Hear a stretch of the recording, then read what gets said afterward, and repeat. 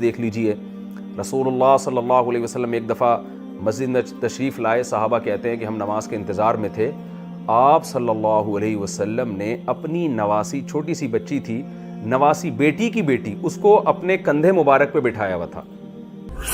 بسم اللہ الرحمن الرحیم۔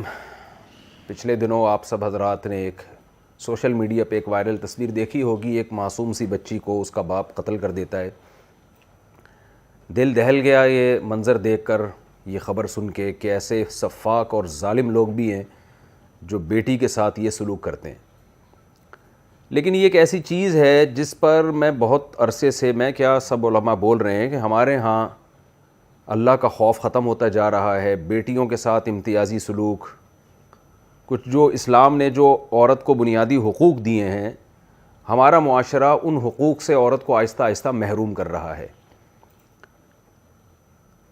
قرآن کہتا ہے کہ ہر ظلم کے پیچھے آخرت پر ایمان نہ ہونے کا جذبہ ہے، کہ جن لوگوں کا آخرت پر ایمان نہیں ہوتا ان کو اپنے احتساب کی فکر نہیں ہوتی ہے کہ ہمیں کل عدالت کے کٹہرے میں کھڑے ہونا ہے اور ہمیں اللہ کے سامنے اس کا جواب دینا ہے۔ تبھی تو قرآن کہتا ہے وَإِذَا الْمَوْعُودَةُ سُئِلَتْ بِأَيِّ ذَنبٍ قُتِلَتْ، ایک دن آئے گا کہ زندہ دفن کی ہوئی بچی سے پوچھے گا خدا، بتا تجھے کس جرم میں قتل کیا گیا۔ آپ جب مکہ جاتے ہیں، مکہ مکرمہ، ہم بھی گئے ہیں، آپ نے وہ قبرستان دیکھا ہوگا، نہیں دیکھا تو کبھی جا کے دیکھ لیجئے۔ وہ جگہ آج بھی سعودی حکومت نے نشان لگایا ہوا اس جگہ پہ، جہاں عرب لوگ اپنی معصوم بیٹیوں کو اپنے ہاتھ سے زندہ دفن کر دیا کرتے تھے۔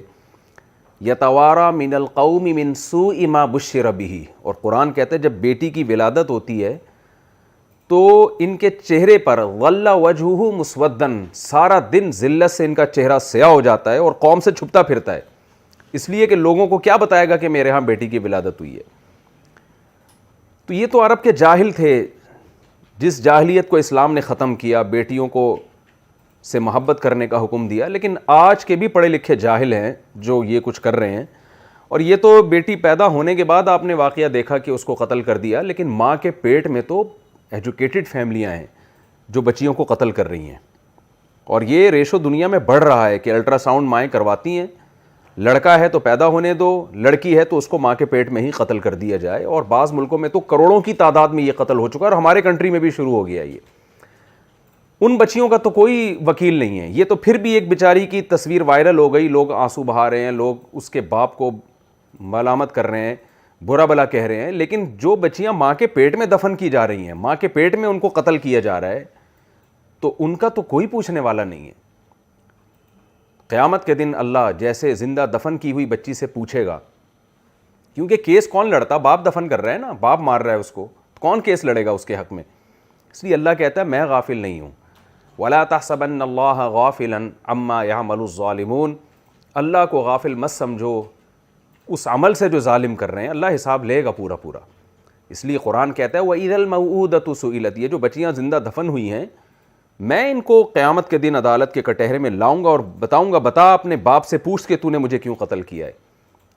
تو جو لوگ ان معصوم جانوں کے ساتھ ظلم کر رہے ہیں، ان کے حق تلفی کر رہے ہیں، عورت کمزور اللہ نے پیدا کی ہے، بسا اوقات وہ اپنے حقوق کی جنگ نہیں لڑ سکتی۔ ہمارے ہاں تو ظالم مرد کیا کرتے ہیں، میں نہیں کہہ رہا کہ سارے مرد ایک جیسے ہوتے ہیں، لیکن ظالم مرد اس کی کمزوری کا ناجائز فائدہ اٹھاتے ہیں۔ ہمارے نبی صلی اللہ علیہ وسلم نے بیٹے اور بیٹیوں میں فرق سے منع کیا ہے۔ آپ کسی بھی مفتی سے، عالم سے مسئلہ پوچھ لیں، مرنے کے بعد عورت کو وراثت آدھی دی گئی ہے، یہ درست ہے، لیکن اس میں بھی کیا حکمت ہے، اس پہ خرچے، اس پہ ذمہ داریاں بہت تھوڑی ڈالی گئی ہیں۔ مثال کے طور پر ایک بیٹے کو اگر 2 لاکھ روپے ملتے ہیں اور بیٹی کو 1 لاکھ روپے وراثت میں ملتا ہے، تو 2 لاکھ میں لڑکے پہ ذمہ داریاں اتنی ڈالی گئی ہیں، وہ 2 لاکھ سارے اس سے خرچ کرائے گئے ہیں، اور بیٹی پر کوئی خرچہ نہیں ڈالا گیا، اس کی اولاد کا خرچہ اس کے شوہر پہ، خود اس کا خرچہ اس کے ہسبینڈ پہ، اس کے شوہر پہ، تو اس کو 1 لاکھ روپے دے کے بھی بچایا گیا ہے، اور شوہر کو وراثت میں 2 لاکھ دے کے اس سے خرچ کروائے گئے ہیں، تو نتیجے کے لحاظ سے عورت کے پاس بچت زیادہ ہوتی ہے۔ اگر آپ اسلام کے حکام کی گہرائی میں جائیں گے تو اسلام نے ہر جگہ عورت کی رعایت کی ہے۔ تو میں یہ عرض کر رہا تھا کہ نبی صلی اللہ علیہ وسلم نے اپنے عمل سے ہمیں بتایا کہ آپ نے بیٹے اور بیٹی میں فرق نہیں کرنا۔ اس لیے تمام فقہا کا اتفاق ہے کہ آپ اپنی زندگی میں اگر وراثت ڈیوائڈ کرنا چاہتے ہیں تو وہ گفٹ ہے، وہ وراثت نہیں ہے، تو اس میں آپ نے بیٹے اور بیٹیوں میں فرق نہیں کرنا. صبح شام ہمارے پاس لوگ آتے ہیں مسئلہ پوچھنے کے لیے کہ میں اپنی جائیداد ڈیوائڈ کر رہا ہوں، میں بیٹے کو زیادہ دے رہا ہوں، بیٹی کو کم دے رہا ہوں. تو میں ان سے کہتا ہوں کہ آپ بتائیں کیا آپ کھانا کھلانے میں آپ نے کبھی یہ فرق کیا کہ بیٹے کو زیادہ روٹیاں کھلا رہے ہیں، بیٹیوں کو کم روٹیاں کھلا رہے ہیں؟ کیا عید بقرعید کے شاپنگ میں آپ نے کبھی فرق کیا کہ لڑکے کے لیے 2 جوڑے خرید رہے ہیں آپ عید پہ اور لڑکی کے لیے 1 خرید رہے ہیں؟ کہہ رہے ہیں نہیں ایسا تو نہیں کرتے. تو بھائی وہ بھی آپ کی اولاد ہے، تو آپ گفٹ دینے میں بھی آپ کو برابری کرنی پڑے گی، الا یہ کہ کوئی ترجیح کی وجہ ہو.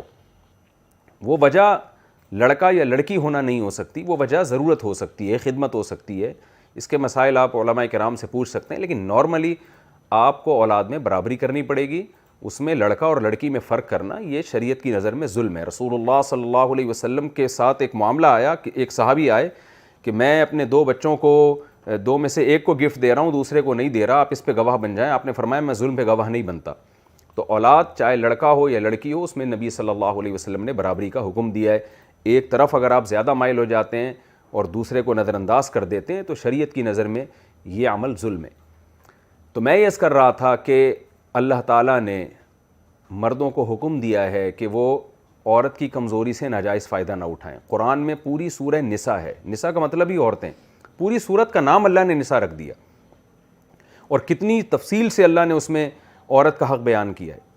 یا ایھا الذین آمنوا لا یحل لکم ان ترثوا النساء کرہا، ایمان والو تمہارے لیے عورت کے مال کا وارث بننا جائز نہیں ہے کہ اس کے مال تم زبردستی گھسیٹ لو، ہڑپ کر لو. کتنے ہمارے گاؤں دیہات ایسے ہیں جن میں لڑکیوں کو وراثت دینے کا معمول ہی نہیں ہے. قرآن تو الگ سے ہائی لائٹ کر رہا ہے کہ آپ عورت کا مال نہیں کھا سکتے، ان کا مہر خوش دلی کے ساتھ ان کو دیا کرو، ان کی وراثت دیا کرو. عربوں میں یہ دستور تھا کہ عورت کو طلاق دے دیتے تھے، طلاق دینے کے بعد اسے کہیں شادی نہیں کرنے دیتے تھے، اس خوف سے کہ جو کچھ ہم نے مال دیا ہے یہ سارا مال اپنے ساتھ لے جائے گی.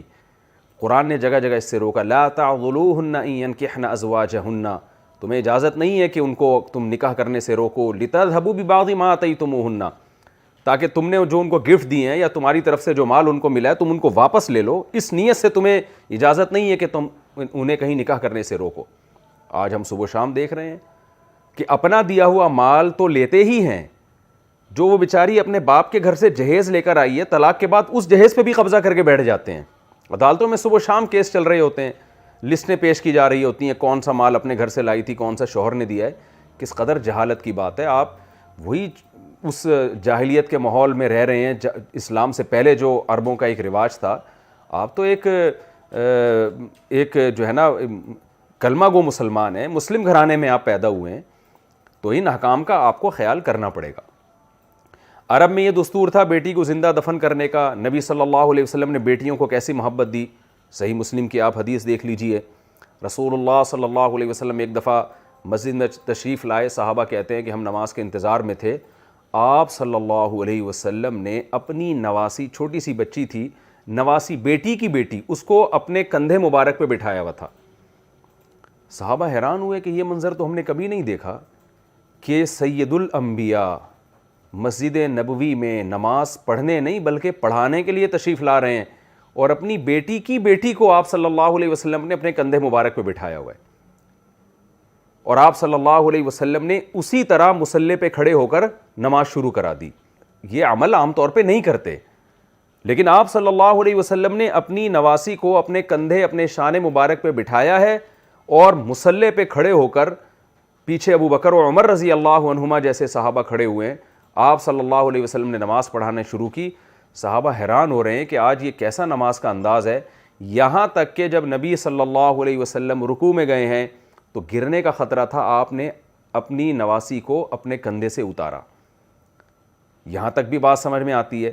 لیکن عجیب در عجیب بات یہ ہے کہ جب آپ صلی اللہ علیہ وسلم سجدے سے دوبارہ قیام کی طرف گئے ہیں تو اپنی نواسی کو ہاتھ مبارک سے اٹھا کے دوبارہ اپنے کندھے پہ بٹھا لیا.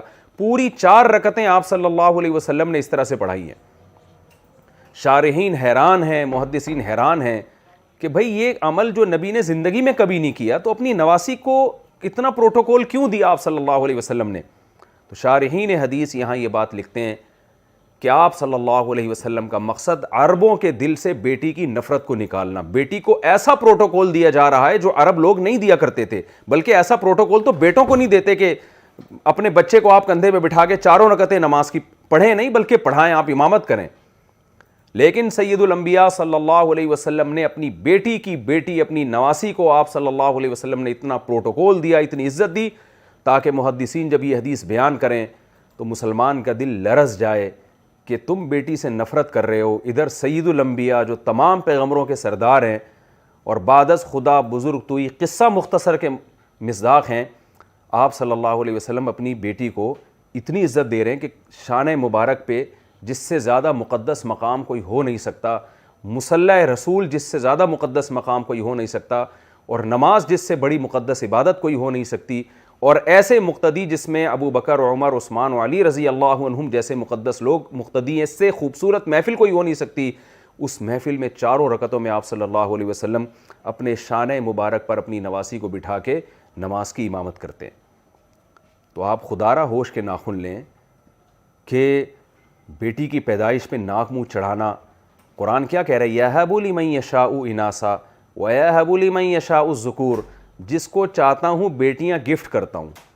ہبہ گفٹ کو کہتے ہیں عربی میں، پینلٹی کو نہیں کہتے۔ اور جس کو چاہتا ہوں بیٹے گفٹ کرتا ہوں، آؤ یزوجہم ذکرانا و اناثا، جس کو چاہتا ہوں دونوں گفٹ کر دیتا ہوں، بیٹے بھی اور بیٹیاں بھی۔ تو قرآن بیٹیوں کے لیے بھی گفٹ کا لفظ استعمال کر رہا ہے۔ جو چیز تحفہ ہے، خدا کی طرف سے گفٹ ہے، اس گفٹ پہ آپ ناک منہ چڑھانا شروع کر دیں۔ الٹرا ساؤنڈ کرنے کے بعد دیکھیں اگر بیٹی ہے تو اس کو ضائع کرنے کی کوشش کی جائے، تو یہ کام ان پہ سوٹ شاید کرتا ہو جو آخرت پر ایمان نہیں رکھتے، لیکن جس کو خدا کے سامنے عدالت کے کٹہرے میں کھڑے ہو کر جواب دینے کا خوف ہے کہ کل قیامت میں مجھ سے اللہ سوال پوچھے گا، اس کو تو ایسا سوچتے ہوئے بھی دل کو لرز جانا چاہیے۔ تو یہ تو بیٹیوں کے ساتھ معاملہ ہے۔ خود نبی صلی اللہ علیہ وسلم نے اپنی بیٹی کے ساتھ کیا معاملہ کیا، حضرت فاطمہ رضی اللہ تعالی عنہا کی سیرت اٹھا کے دیکھیں۔ حدیث میں آتا ہے، آپ صلی اللہ علیہ وسلم نے فرمایا، صحیح حدیث ہے، فاطمہ تو بضعۃ منی من آذاہا فقد آذانی، فاطمہ میرے جگر کا ٹکڑا ہے، میرے جسم کا حصہ ہے، جس نے فاطمہ کو اذیت دی اس نے مجھے اذیت دی۔ کیسی عزت دے رہے ہیں اپنی بیٹی کے بارے میں کہ میرے جگر کا ٹکڑا ہے وہ۔ اور حدیث میں آتا ہے آپ صلی اللہ علیہ وسلم جب بھی سفر پہ جاتے تو سب سے آخر میں حضرت فاطمہ سے ملتے، اپنی بیٹی سے۔ آخر میں اس لیے کہ جب آپ سفر میں جاتے ہیں نا تو سب سے آخر میں جس سے ملتے ہیں اس کو سب سے زیادہ پروٹوکول دے رہے ہیں آپ۔ اور حدیث میں آتا ہے جب سفر سے آپ صلی اللہ علیہ وسلم واپس آتے تو سب سے پہلے اپنی بیٹی حضرت فاطمہ سے ملاقات کرتے۔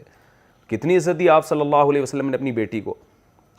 اور آپ صلی اللہ علیہ وسلم نے عورت کے جو بیسک رائٹس ہیں ان کا بہت خیال کیا ہے۔ زمانے جاہلیت میں یہ دستور تھا، بیٹی کی جہاں پکڑ کے شادی کر دیا کرتے تھے، کوئی پوچھنے والا نہیں تھا۔ صحیح حدیث ہے، آپ صلی اللہ علیہ وسلم کو علم ہوا ہے کہ یتیم بچی کی شادی ان کے ولی نے اس لڑکی سے پوچھے بغیر کہیں کر دی، کسی مالدار صحابی سے۔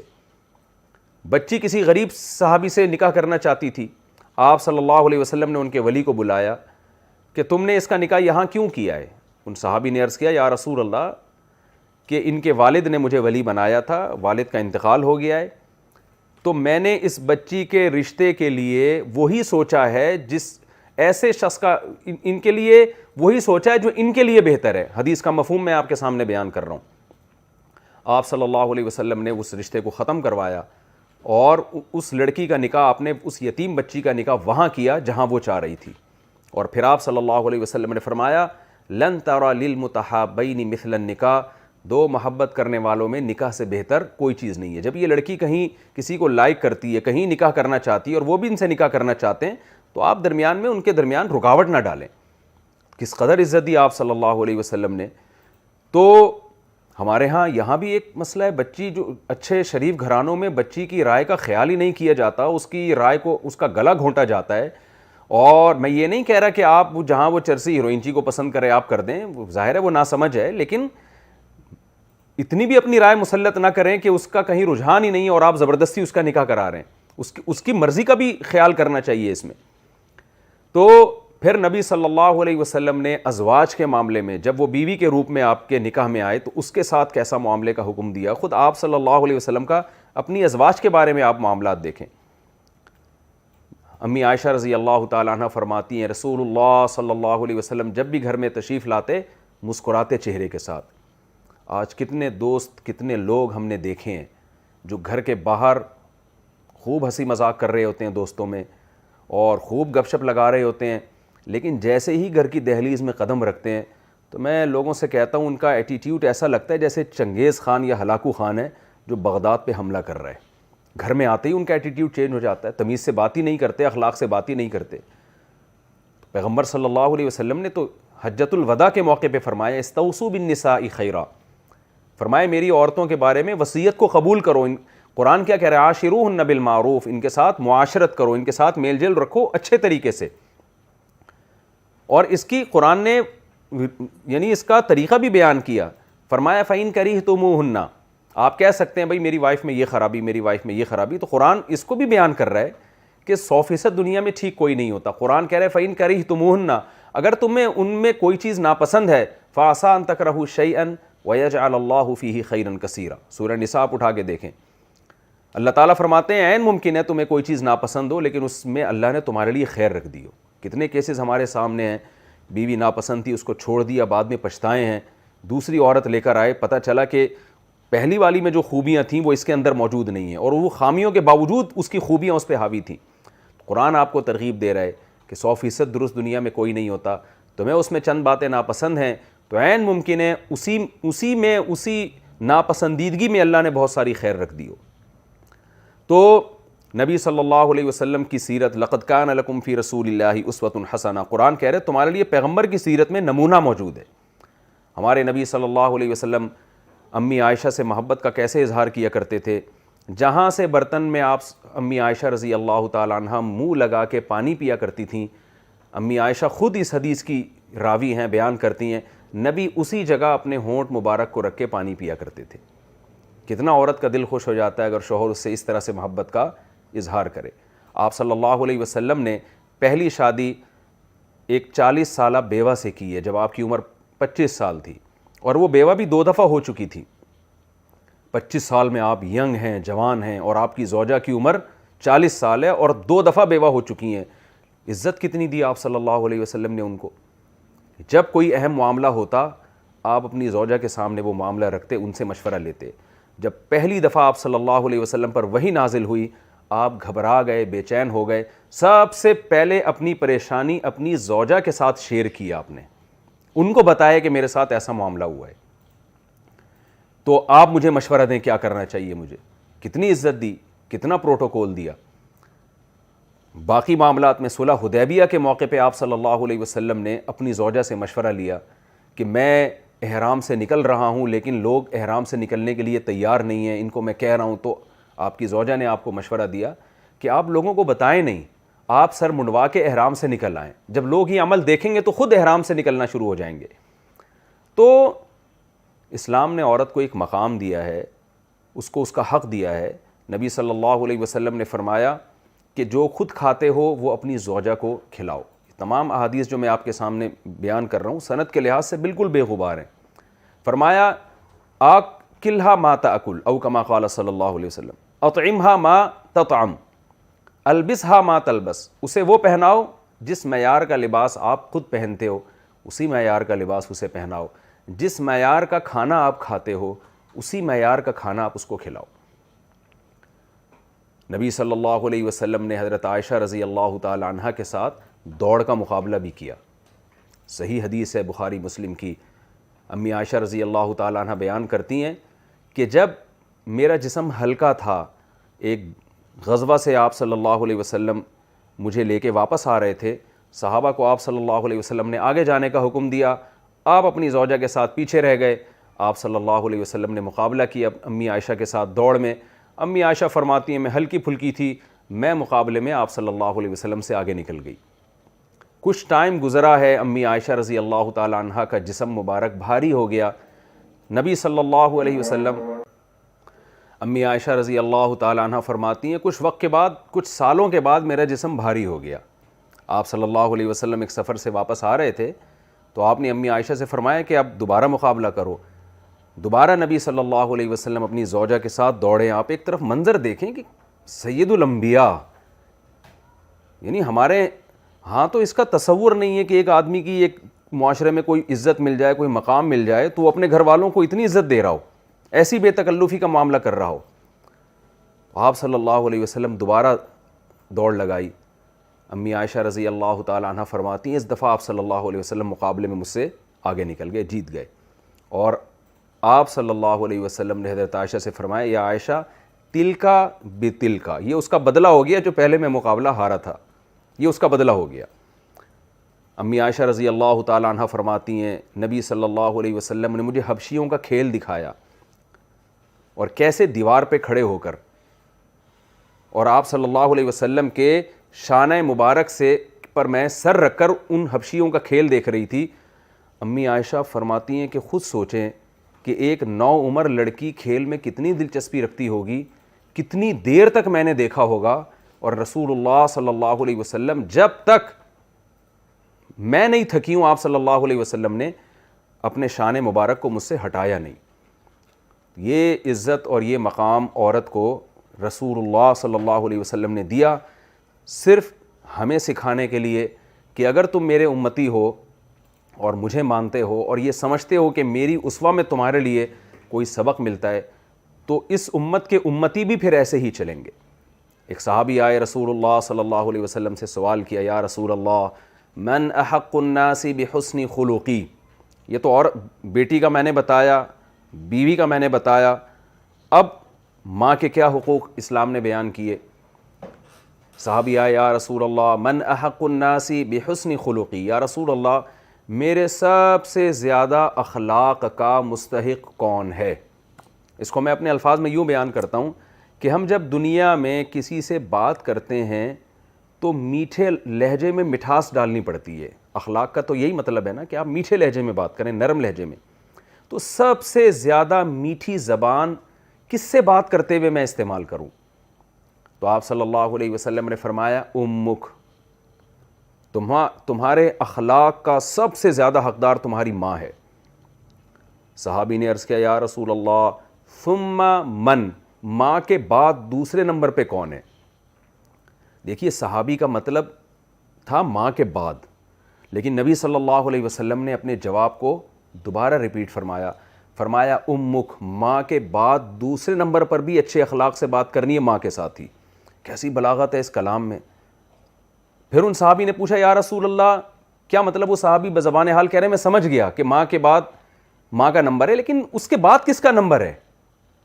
آپ صلی اللہ علیہ وسلم نے فرمایا ثم امک, اس کے بعد بھی ماں ہی کا نمبر ہے. کیسی زبردست تعلیم دی جا رہی ہے. پھر صحابی نے پوچھا یا رسول اللہ اس کے بعد؟ آپ نے فرمایا ابوک, اس کے بعد تمہارے والد کا نمبر ہے. کیا مطلب؟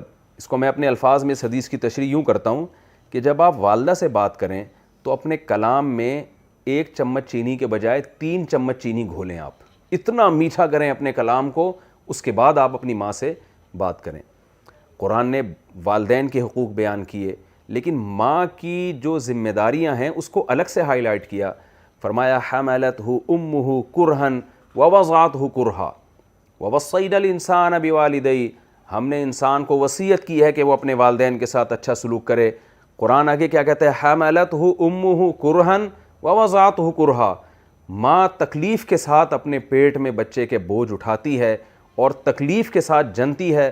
وحملہ وفصالہ 30 شہرا, اور پھر کتنا ٹائم لگتا ہے اس کا دودھ چھڑانے میں؟ 30 مہینے کا عرصہ ہے یہ حمل کا اور دودھ چھڑوائی کا. گود میں اٹھائے گھومتی ہے وہ اس کو. تو یہ حقوق اللہ نے عورت کے بیان کیے. فقہاء کرام نے بیان کیا ہے کہ والدین جن میں والد بھی ہے والدہ بھی ہے, اگر نفلی نماز آپ پڑھ رہے ہیں اور اس میں آپ کی دادی نانی یہ بھی داخل ہیں اس میں, اگر وہ نفلی نماز میں آپ کو پکارتے ہیں تو آپ پر لازم ہے کہ آپ نماز توڑ کر ان کی پکار کا جواب دیں. تو اس لیے اپنی جانوں پہ رحم کرنا چاہیے. بعض علاقوں میں ہمیں اطلاعات آتی ہیں, میں تو اب اس پر حیران ہوں, کچھ ظلم تو ایسے تھے جو دنیا میں ظلم سمجھے تو جاتے تھے, ہوتے تھے لیکن سمجھے جاتے تھے. اب تو پڑھے لکھے طبقے میں وہ ظلم آ گئے ہیں, وہ اس کو ظلم سمجھتے ہی نہیں ہیں. وہ جن میں سب سے بڑا ظلم کہ اس کی پیدائش کو ہی روکا جا رہا ہے, یعنی الٹرا ساؤنڈ کیا جاتا ہے, لڑکی ہے تو اس کو مار دو, یا بیٹی پیدا ہو رہی ہے اس پہ رو رہے ہیں. تو یہ بہت خطرناک بات ہے. یہ اللہ کے غضب اور قہر کو دعوت دینے والی بات ہے کہ جس صنف کے اللہ نے اتنے فضائل بیان کیے اور جس کے اتنے حقوق بیان کر دیے, اس کے ساتھ یہ سلوک کرنا یہ اللہ کے غضب اور اس کے قہر کو دعوت دینے والی بات ہے. اللہ تعالیٰ سے میں دعا کرتا ہوں کہ اللہ تعالیٰ ہمیں حقیقی معنوں میں اسلام کو پر چلنے کی توفیق عطا فرمائے. اور یہ جو بچیوں کے اس طرح کے واقعات آ رہے ہیں, بیٹیوں کے پیدائش پہ رونا, مجھے تو حقیقت ہے کہ دل سے ان لوگوں کے لیے دعا کے لیے بھی الفاظ نہیں نکلتے کہ اللہ ان کو ہدایت دے. دل چاہتا ہے کہ آدمی بد دعا دے کہ اللہ ایسے بدبخت لوگوں سے ہمارے معاشرے کو پاک کر دے, لیکن بہرحال منہ سے الفاظ اچھے نکالنے چاہیے. دعا ہم یہی کرتے ہیں کہ اللہ ایسے بدبخت لوگوں کو ہدایت دے اور بیٹی کی نعمت کو نعمت سمجھنے کی اللہ انہیں توفیق دے. اور یہاں میں آخر میں ایک بات کرتا چلوں, کیونکہ لوگوں کی کالز آتی ہیں, لوگوں کے حالات آتے ہیں. آج ایک نیا ظلم بھی ہمارے معاشرے میں عورت پر ہوتا ہے, اس پر کمانے کا بوجھ ڈالا جا رہا ہے. ایسی لڑکیاں ہیں جاب کر کے اپنے شوہر کو بھی پال رہی ہیں, ساس سسر کو بھی پال رہی ہیں, اور وہ دیوروں تک کو پال رہی ہیں. کمانا مرد کی ذمہ داری ہے, اور اللہ نے مرد پر یہ ذمہ داری دی ہے کہ آپ نے عورت کو کھلانا ہے. تو مرد کھلا کے خوش ہوتا ہے, تو خدا را کھلانے والے بنیں, کھانے والے نہ بنیں. اللہ تعالی ہمیں شریعت کے مطابق جو اللہ نے ایک دوسرے کے حقوق ہم پر رکھے ہیں ان حقوق کو بھرپور طریقے سے بجا لانے کی توفیق عطا فرمائے اور غیرت والی زندگی نصیب فرمائے. وما علینا الا البلاغ.